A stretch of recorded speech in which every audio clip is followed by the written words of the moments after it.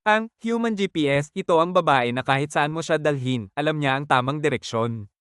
Hindi mo na kailangan ng Waze. Ang Foodie Detective, kapag may nakitang pagkain, agad niyang inaalam ang recipe at ingredients.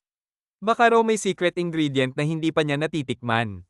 Ang Emoticon Queen, lahat ng kanyang messages ay puno ng emojis. Kung wala kang makitang emoji, hindi siya yon. Ang Selfie Expert, kahit saan, kahit kailan, may selfie siya. Pati sa CR, may selfie rin.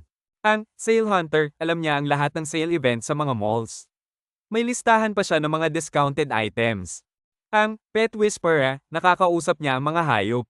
Baka nga may secret society of pets na alam lang niya. Ang K-drama guru, alam niya ang lahat ng K-drama actors, plot twists, at love teams. Baka nga may PhD na siya sa Korean noveles. Ang Pun Master, lahat ng kanyang jokes ay puns.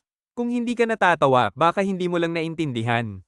Ang Social Media Historian, alam niya ang lahat ng nangyari sa buhay ng mga kaibigan niya.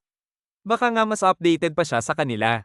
Ang Emoji Decoder, kapag may text ka na puno ng cryptic emojis, siya ang tatawagan mo. Baka may hidden message na hindi mo alam.